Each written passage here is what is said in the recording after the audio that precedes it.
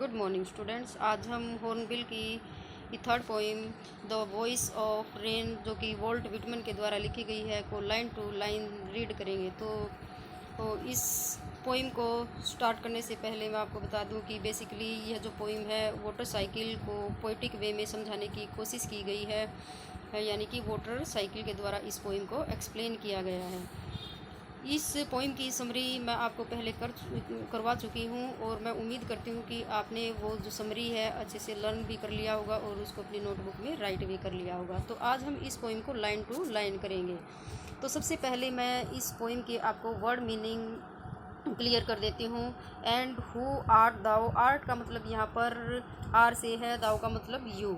Said I to the soft falling shower, soft falling shower का मतलब यहाँ पर कोमलतापूर्वक गिरते हुए, और शावर का आपको पता ही है बौछार होती है। Which strange to tell give me an answer as here translated I am the poem of the earth said the voice of the rain eternal, eternal का मतलब होता है अनएंडिंग। आई राइज इम्पल्पेबल्स का मतलब जिसे छुआ ना जा सके, यानी कि untouchable. Out of the land and the bottomless sea, bottomless sea का मीनिंग यहाँ पर है अथाह, यानी कि जिसकी गहराई को नापा न जा सके। Upward to heaven, whence, whence का मतलब यहाँ बेर से है। वैगली अनिश्चित रूप या अस्पष्ट रूप से। Altogether changed and yet the same. तो and who art thou said I to the soft falling shower, poem की जो पहली लाइन है इसमें पोइट ने रेन से सवाल किया है और उसे पूछते हैं कि the poet here describe A mystical experience. कवि यहाँ एक रहस्यमय यानी कि मिस्टिकल एक्सपीरियंस को डिस्क्राइब करते हैं। Once there was a soft shower of the rain, एक बार वर्षा की कोमल बौछार हुई। The poet asked the shower who he was, कवि ने बौछार से पूछा कि वह कौन थी, यानी कि उसके बारे में उनसे सवाल जवाब करते रहते हैं। Which strange to tell gave me an answers as he translated, वह चकित रह गए और बौछार ने रिप्लाई देना शुरू कर दिया। बौछार ने उत्तर अपने ही लैंग्वेज में दिया और पोइट ने हमें उसको एक्सप्लेन करके बताया है।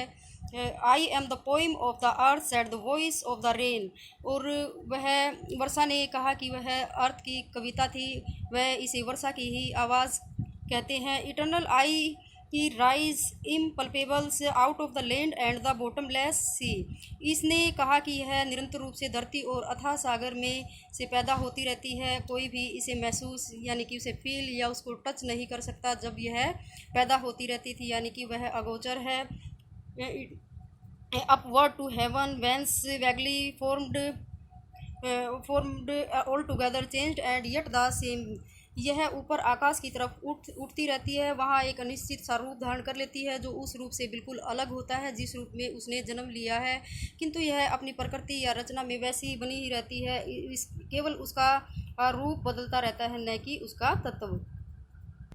I descended to leave the droughts, atoms, dust layer of the globes, and all that in there. Without me were seeds only latent, unborn, and forever by day and night I give back life to my own origins and make pure and beautified।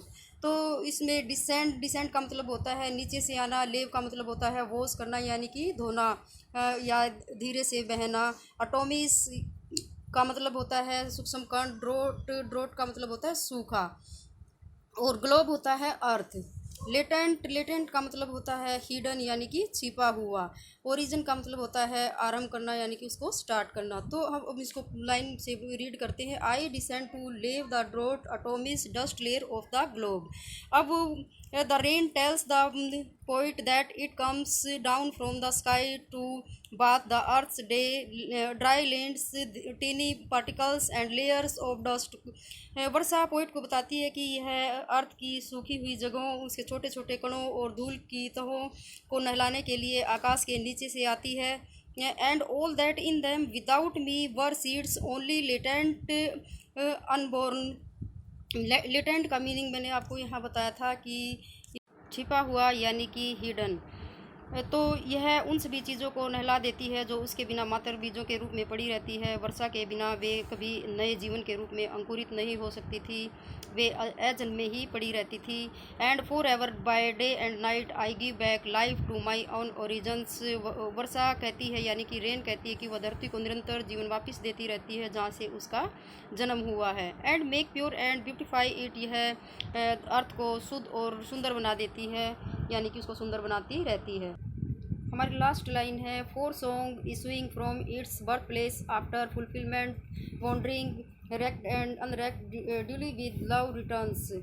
तो the poet here compare rain to a song bird. यहाँ पर जो poet है वर्षा की तुलना एक गाने वाले बर्ड के साथ करते रहते हैं। A song bird leaves its nest which is its birth place. एक गाने वाला पक्षी यानी कि बर्ड अपना नेस्ट छोड़कर चला जाता है जो कि बर्थ प्लेस, जो कि उसका बर्थ प्लेस होता है। It goes about singing to attract its mates. वह अपने मेट को अट्रैक्ट करने के लिए यानी अपने साथी को अट्रैक्ट करने के लिए गाता हुआ घूमता रहता है। Then after wandering and the fulfilment of its love, फिर घूमने और अपने प्यार को पाने के बाद यह अपने नेस्ट में वापस आ जाता है यानी कि it comes back to its nest. It does not matter whether anyone has paid attention to its song और नॉट। इससे उसे कोई फ़र्क नहीं पड़ता है कि किसी ने उसकी तरफ यानी कि उसके सॉन्ग की तरफ ध्यान दिया है या नहीं दिया है। Similarly the rain comes back to its birth place satisfied and happy. यह संतुष्ट हुआ नेस्ट की तरफ लौट आता है और उसी प्रकार रेन को प्रसन्न हुए अपने बर्थ प्लेस पर लौट आती है। दिस यहाँ पर जो पोइट्स हैं इन लाइंस में पोइट रेन की कंपेयर एक सॉन्ग के साथ करते हैं यानी कि एक सॉन्ग के साथ उसकी तुलना करते हैं। एक सॉन्ग किसी पोइट के दिल से जन्म लेता है। पोइट अपना गीत यानी कि सॉन्ग गाता है और इसके सुरों की बौछार अर्थ पर करता है। इससे उसे कोई फ़र्क नहीं पड़ता कि उसने इसके सॉन्ग को किसी ने सुना है या नहीं सुना है। जब पोइट अपने सॉन्ग को गा चुका होता है तो वह वापस उसके दिल में समा जाता है जो कि उसका बर्थ प्लेस होता है।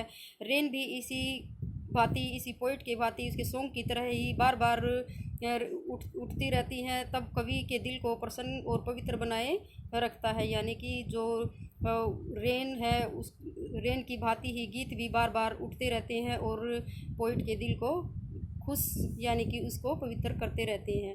तो ये टू लाइन्स आपको रीड करनी है और समरी मैं आपको बता ही चुकी हूँ कि समरी आपको नोटबुक में राइट करनी है। थैंक्स।